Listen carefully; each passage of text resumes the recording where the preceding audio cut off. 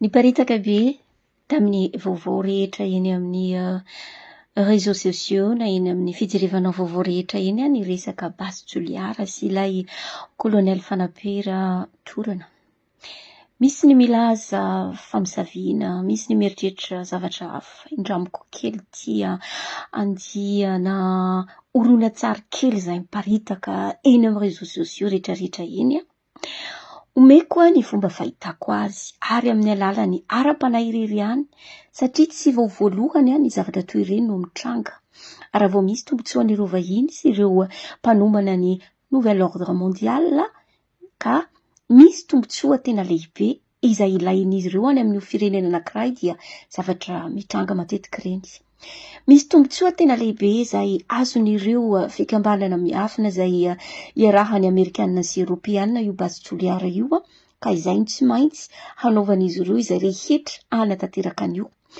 Ary na iza hanakana an'io dia tsy maintsy izy zavatra anjoasin'ny taranany fa tsy hoe voazakana amin'ny resaka fanaovana manifestation na fidinana an-dalabe ho an'ny Joliara irery ihany io fa raha tena dia hanakana an'io Madagasikara dia Madagasikara iray manontolo no mila mitsangana satria ampitombo ny fitaovam-piadiana mahery vaika sy fitaovana rehetra ampiasaina amin'ny fandripahana izao tontolo izao ny zavatra trandrahana ao amin'ny toerana io ary ampitombo ny radioactivité animba ny taova sy ny taranaka malagasy sy izay manodidina ao Joliary. Mety mba efa maro ihany mahafantatra hoe ireo zavatra trandrahana ireo moa hanaovana inona. Ahafahan'izy ireo manamboatra arme chimique, arme nucléaire, zavatra ohatrohatran'izay ny akamarozany ary harena lehibe ho an'ny andalana ho an'ny firenena izay efa mandroso izay trandrahana any amin'ny firenena izay andalam-pandrosoana na firenena tsy andalam-pandrosoana akory fa firenena izay tena ampahantraina lalina dia lalina.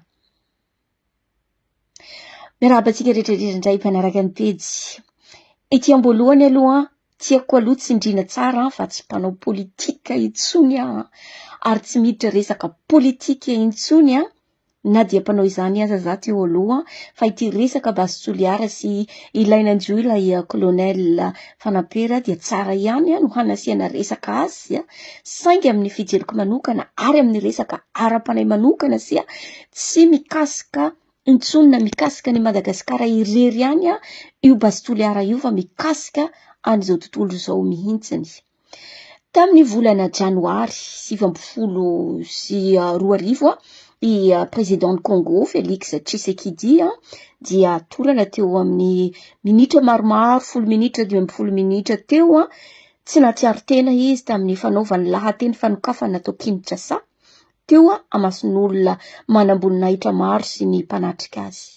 Dia tamin'ny volana avrily 2024 teo dia nanatrika fitsarahana na izy mihitsy no nitsaraina dia i Mark Zuckerberg tompon'ny Facebook sy Instagram ary WhatsApp no nifanodikodinana mombamomba ireo mpikirakira ny Facebook sy ny tariny izay mpanaraka azy anisan'izany ny tenako anisan'izany tsika rehetrarehetra izay mpanaraka ny Facebook ireo réseau rehetrarehetra ireo izay ireo zavatra ireo izay namidy tamin'ny filoha Donald Trump ary anisany nahalany any filoha Donald Trump. Ireo mombamomba tsika menakavy ireo dia efa voatazona sy voangina namidy efa taona maromaro lasa ho an'i Donald Trump ary anisany nahalany azy. Mety misy teny hoe tsy misy ifandraisany izany tsy misy ifandraisany Facebook sy kolonel Fanapera. Misy ifandraisany tsara ary mode d'emploi mitovy ihany no mahazo ireo olona ireo na i filohan'ny Congo izay tsy nahatsiaro tena tampoka na i kolonel Fanapera izay tsy nahatsiaro tena tampoka ihany koa na ny tompon'ny Facebook izay tratra ny tahotra. Raha mandinika isika efa miparitaka eny amin'ny YouTube na eny amin'ny Facebook eny ny fitsarana nahazo azy fa toy ny robot izy, toy ny olona tsy misy ninona ao an-tsainy fa ohatra ny olona gidena fotsiny izy rehefa mandeha sy rehefa mamaly satria ny antony feno ny tahotra voabaiko ary misy mpiambina manodidina eo manodidina azy mba hanatrika azy hoe anondrana ve sa hiteniny marina sa hiteniny zavatra izay nasaina ho teneniny. Hita tsara tamin'ny endriny fa dia tratra ny tery fampitahorana tanteraka izy ary tsy sainy ny resaka zavatra maro. Ny zavatra nahazo ny kolonely fanampera sy ireo filohan'ny Congo izay ireo aloha no resahina fa maro no efa tratra ny zavatra ohatran'io.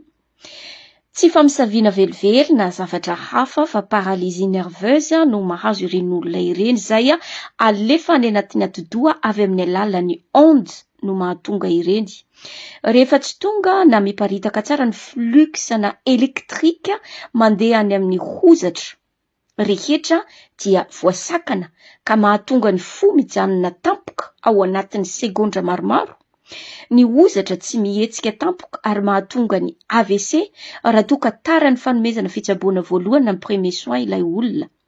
Izany hoe ondes électromagnétique avy any ambanin'ny tany no alefa any anatin'ny ati-doha ka mahatonga n'ilay fitazomana na tsentsina mahazo ilay lalan-drivotra na ilay hozatra ka mahatonga n'ilay elektrika tsy tody any amin'ny fo ka mijanona tampoka ao anatin'ny segondra vitsivitsy na minitra vitsivitsy ny fo. Fomba fiasan'ireo tanàna mandroso mibaiko izao tontolo izao io rehefa misy olona na fikambanan'olona maromaro manelingelina ny harena na fandrosoana izay ataon'izy ireo na takian'izy ireo. Raha ianao mora hampanginina dia tambasany vola be dia mangina. Raha ianao kosa somary mahery loha dia ny fianakavianao ny kitihiny aloha. Avy eo ianao omeny zavatra toy ny poizina avy amin'ny alalan'ny onde na sakafo izay tsy misy mahafantatra iny zavatra omeny anao iny fa mamono anao madinidinika. Isika amin'izao fotoana izao na isika tanora amin'izao fotoana izao dia milaza hoe ny mpanao politika sy ireo tompon'ny banky na ireo olona 30 manan-karena indrindra amin'izao eran'izao tontolo izao no tompon'ny banque mondiale na ireo banky privé rehetra ireo no mibaiko izao tontolo izao. Tsia, diso hevitra ianao. Ny mpanao politika dia mbola voabaiko ary mandady eo anoloan'ireo tompon'ny banky satria tsy maintsy mila vola izy ireo andridrany tsara ny firotsahany ho filoha sy hahavoafidy azy. Taona maro alohan'ny idirany amin'izay dia efa mahavita fifanarahana ireo hoe inona ny tombotsoa azonay aminao raha toa ka anao no lano filoha. Raha toa ka mipetrapetraka tsara ilay tombotsoa dia miditra an-tsehatra ny banque nationaly. Ireo banky ireo mbola manana banque centrale mibaiko azy, ny banque centrale mbola misy banque centrale ambonin'ny banque centrale izay mibaiko azy. Ilay banque mondiale mbola misy banque privé mibaiko ilay banque mondiale izay amin'ny famoronana vola fictive izay vola tsy misy akory fa isa na chiffre fotsiny no omena ilay karazan'olona na ilay fikambanana izay mindram-bola omena izy ireo vola. Ianao no mampiditra vola tena izy ao anatin'ilay banque privé, ilay banque privé mibaiko ny banque mondiale avy amin'ny alalan'ilay harena ara-voajanahary sy ny zanabola izay midangana dia midangana izay alohany izy afindohalika ny ponina ao amin'ilay firenena fa tsy ny fianakaviany no andoha izay fa ny firenena sy ny vahoaka. Iasa sy hahantra mihoatra ny teo aloha indray zany ny firenena iray isaky ny manolo filoha iray ka mpikambana ao anatin'ireo elita ilay filoha na ilay olona milatsaka ho fidiana. Na izy mpikambana ao amin'ny elita na ny razambeny tany aloha ary raha ireo elita ireo no misafidy azy satria misy zavatra ny fanarahana tany aloha tany dia aza atao mahagaga raha toa ka mihemitra tena mihemitra mihoatra ny tokony hemitra ny firenena iray. Miresaka ny nouvel ordre mondial isika fa move tena fantatrao hoe iza tokoa moa ny tena mibaiko izany. Move i Amerika sa Europa sa Jérusalem. Raha ireo firenena telo ireo no tao an-tsainao sy no heverinao fa mibaiko antsika eto an-tany sy mibaiko ary mampahantra ireo firenena andalam-pandrosoana maro ireo dia diso hevitra ianao, lavitra ny fahamarinana ianao raha izay ny ao an-tsainao. Raha iteny indray kosa ianao hoe ny banky na ireo olona 30 mpanan-karena indrindra maneran-tany no mibaiko dia mbola diso ihany koa ianao fa tsy izy 30 ireo na ireo taranaka royal ireo akory no mibaiko. Manan-karena fotsiny ireo ary mifaninana amin'ny harena fa tsy izy ireo velively no mibaiko antsika, mibaiko ity monde iainantsika. Ireo aza mbola baikona, voabaiko ary misy manjo azy sy ny taranany raha vao tsy manaraka ny baiko izy ireo. Raha mandinika ianareo dia somary manana aretina na autisme na clema zay ireo fianakaviana taranak'ireo fianakaviana 12 na taranak'ireo royal ireo fa miafina daholo tsy avoaka ny zavatra mikasika azy ireo. Tsy hoe akory avy amin'izy ireo izay mifanambady praitapo na consanguinité fa tena zavatra hafa ara-genetika na manipulation genetika hafa mihitsiny no ao ambadika izany sy ny fananan'izy ireo faharanitantsaina na intelligence. Andeha ambaratonga ilay pyramide ny famoronana ny lamina eran-tany na ny ordre mondial izay efa ao anatiny tanteraka isika. Efa nandalo teo ireo aretina maro isan-karazany, vaccin, puce avy amin'ilay vaksiny, fanahenana ny ponina avy amin'ny alalan'ny loza izay lazaina fa voajanahary nefa dia tsy voajanahary fa ireo ondes ihany no manao azy manatanteraka azy, izay ny Amerikana sy ny Frantsay ny tena tompony tena laharana voalohany amin'ny fanaovana izany dia avy amin'ny alalan'ny projet ARP. Zavatra roa kely sisa mitazona azy ireo tsy hahatanteraka azy, ary izany dia nisany tena ilan'izy ireo io basy toliary io satria ny zavatra trandrahanao dia afaka anamboarana arma chimique, fitaovam-pihidina mahery vaika. Raisiko ohatra ny ponina mahasakana ny fanatotosana io lamina mondialy io ianao mihevitra hoe avy amin'ny alalan'ireo fianakaviana 30 izay manana banky sy orinasa privé no mibaiko antsika. Tia, any Chine sy any Corée, Venezuela, misy firenena vitsivitsy eo zareo reo dia tsy nanaiky velively ny hisian'io banky ny firenena 30 na ireny olona 30 izay tompony banky mondialy ireny na manana pitazona ny banky privé ireny toy ny Rockefeller sy ny Rothschild sy ny tariny. Tsy nanaiky izany ny Chine, Corée, Venezuela sy ny tariny. Ny tena zavatra goavana be manaka anazy ireo dia i Russie. Satria i Russie manana profo akaiky sy mitazona ny vaovao rehetra ary manakaiky kokoa ny zavatra mibaiko izao tontolo izao sy mibaiko ireo olona izay 30 izay eritreretina hoe mibaiko izao tontolo izao. Inona io zavatra izay mibaiko ireo mpanao politika sy ireo firenena na ireo orinasa agroalimentaire, laboratoire pharmaceutique, mpamokatra aretina sy fanafody ary mpamokatra vaksiny mba hitazomana ny olombelona ary inona sy maninona ny olombelona no tian'izy ireo fehezina amin'ny alalan'ny ondes sy amin'ny alalan'ny zavatra rehetra.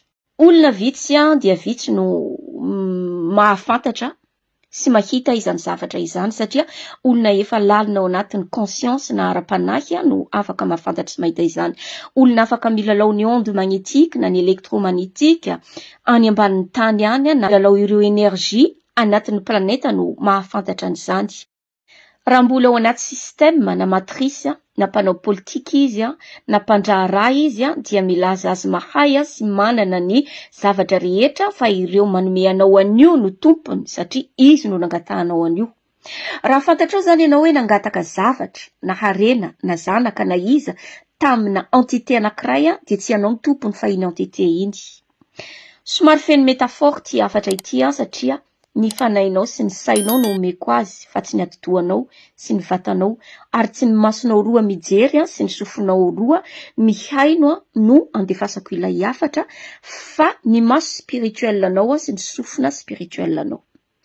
Aza malaky manozina ny miteny hoe famosaviana no nahazo ny colonel fanaperana i Félix Tshisekedi fa zavatra hita maso ary azo tsapahitanana tsara no milalao sy mandefa ireo onde ireo ary any anaty atidoha mba hampijanona tampoka ny fo anatin'ny minitra maromaro na minitra vitsivitsy. Raha toka manelingelina ny harena na ny fiainan'izy ireo ilay karazan'olona na fikambanan'olona na ilay olona iray. Miala lavitra ny fahita lavitra sy ireo vaovao feno energia miiba ireo raha te hanitatra ny sainao ianao. Misaotra anao nanaraka hatramin'ny farany. Veloma.